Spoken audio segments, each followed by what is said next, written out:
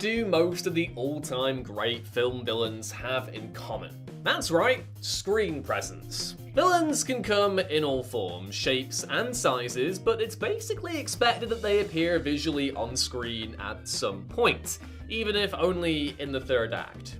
And yet, creative filmmakers can certainly do things a little differently. And in the case of the following 10 films, they managed to make us absolutely despise antagonistic characters we never actually catch a clear glimpse of, if any glimpse at all. My name's Ewan, this is What Culture, and here are 10 detestable movie villains we never see. Number 10. The Trucker, Duel. Steven Spielberg's fantastic feature debut Duel is a masterclass in less is more filmmaking. The film revolves around a traveling salesman, David Mann, played by Dennis Weaver, who is doggedly pursued by the driver of a semi-truck, and in the film's shrewdest directorial flourish, the driver is never fully seen.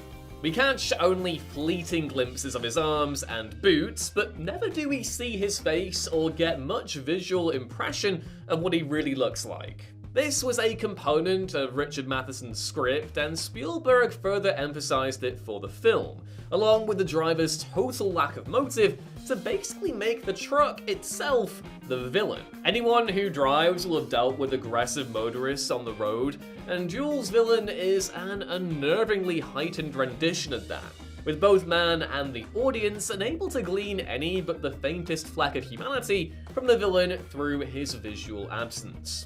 Amazing film. Number 9. The Germans Dunkirk. Christopher Nolan's masterful war epic Dunkirk takes a unique approach to dramatizing the Dunkirk evacuation by intentionally keeping the Axis soldiers out of sight at almost all times. The Luftwaffe pilots are largely concealed within planes even when they do strike, and when we briefly see the soldiers of the Wehrmacht capture Faria, Tom Hardy, at the very end of the film, Nolan notably keeps them firmly out of focus, ensuring they remain entirely anonymous and basically faceless.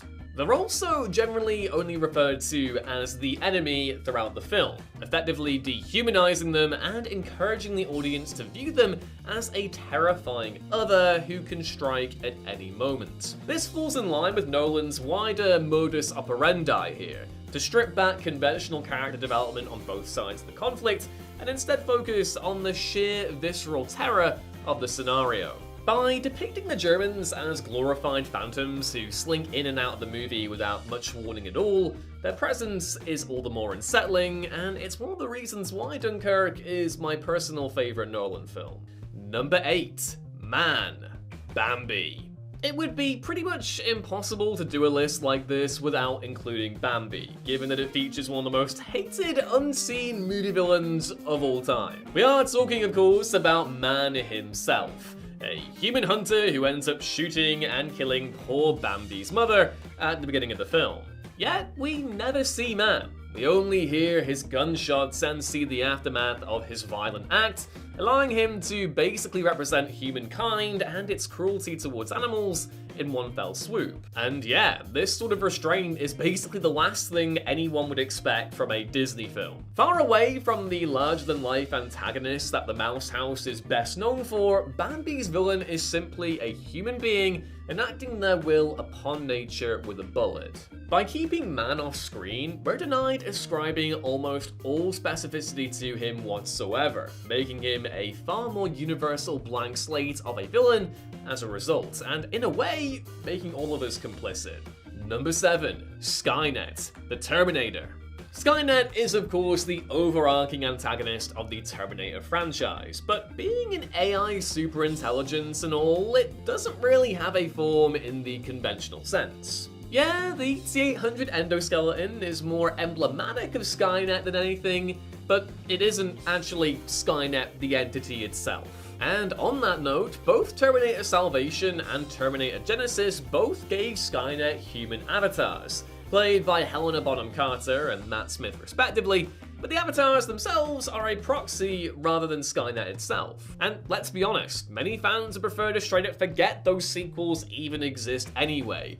especially Genesis, which is hands down one of the worst things I've ever had the misfortune of seeing in an actual cinema. Given that Skynet is centrally preoccupied with wiping out humanity, it's an easy villain to hate.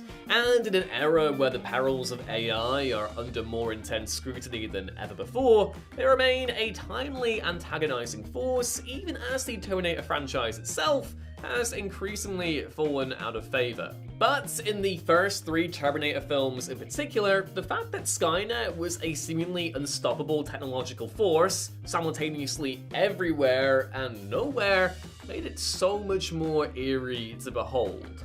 Number 6. Jane's boss, The Assistant. Kitty Green's superb 2019 drama The Assistant focuses on Jane, played by Julia Garner, a junior assistant at a film production company, where she works under an abusive sexual harasser of a boss, played by J.O. Sanders, very clearly modelled on Harvey Weinstein. Jane's boss is never seen on screen. His presence is kept out of frame, he's instead discussed regularly by the film's other characters, and we only hear him speak to Jane, typically abusively, over the phone.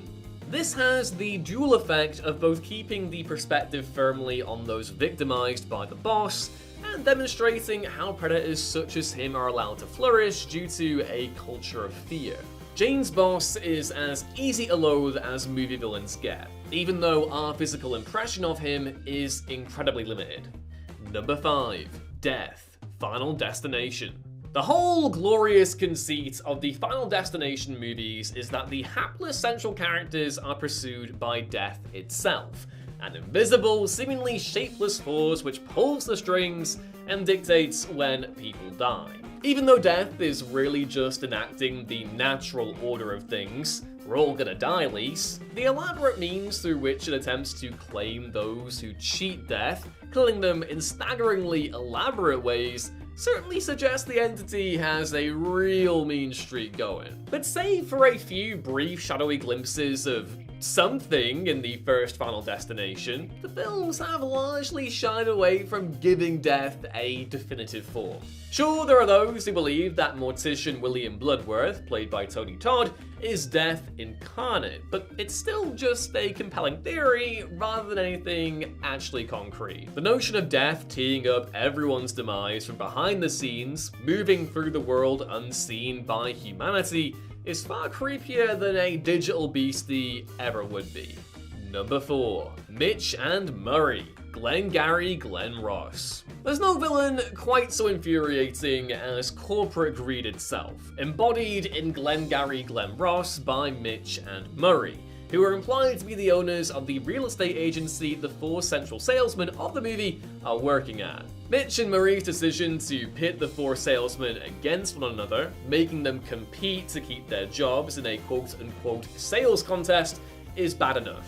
But sending top salesman Blake, played by Alec Baldwin, to berate and motivate them into action is downright abusive. With the majority of the film focused on the central quartet as they battle to keep their jobs, we never actually see Mitch and Murray at all.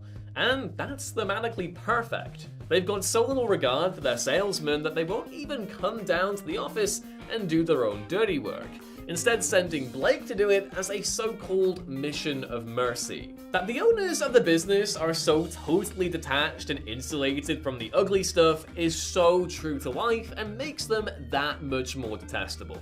Number 3. Rebecca.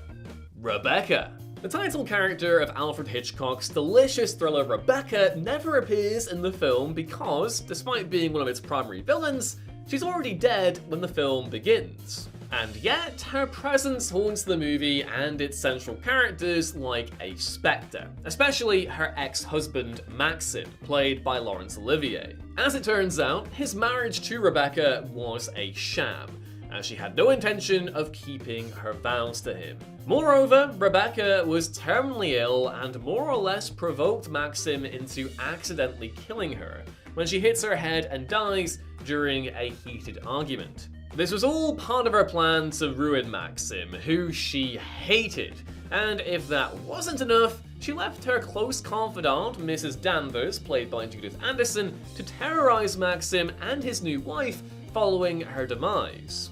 And so, while we never see Rebecca in the film, her deplorable scheming makes her so incredibly easy to hate. Number 2. Cameron's dad, Ferris Bueller's Day Off. Though we certainly see plenty of villain Dean Rooney, played by Jeffrey Jones, throughout Ferris Bueller's Day Off, the film's other antagonist of note never once appears on screen, though actually becomes an altogether more imposing and oppressive figure as a result. We are talking, of course, about Mr. Fry, the domineering and abusive father of Ferris's best pal Cameron, played by Alan Ruck, who clearly values his 1961 Ferrari 250 GT California Spider more than his own child. Evidently, it is Cameron's father's fault that his son is such a timid, depressed hypochondriac, and though Cameron seemingly evolves into a more self-actualized person by film's end, we're left to speculate on precisely how his father will react to his son destroying his prized car, and how Cameron will deal with that. All in all, Mr. Fry would not be nearly as effective a villain if we actually met him. His absenteeism throughout the story instead grants him a strangely monolithic quality for a mere flesh and blood man. And number 1, Corbin's mother, the fifth element.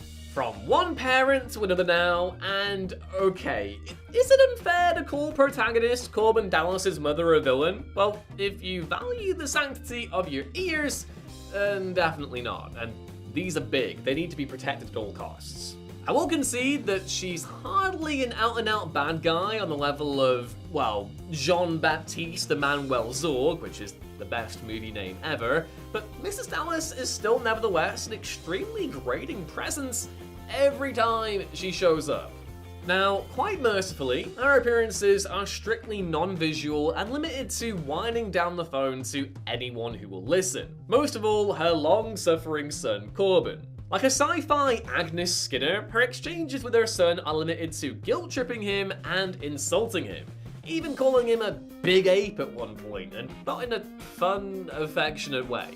Hell, she's obnoxious enough to additionally invoke the ire of President Lindbergh, calling him an idiot and rambling on enough that he just passes the phone to one of his underlings. Mrs. Dallas may not be scheming with evil itself, I'll give you that, but she's one of history's all-time grey energy vampires, draining the joy and vitality of anyone unfortunate enough to be subjected to her voice.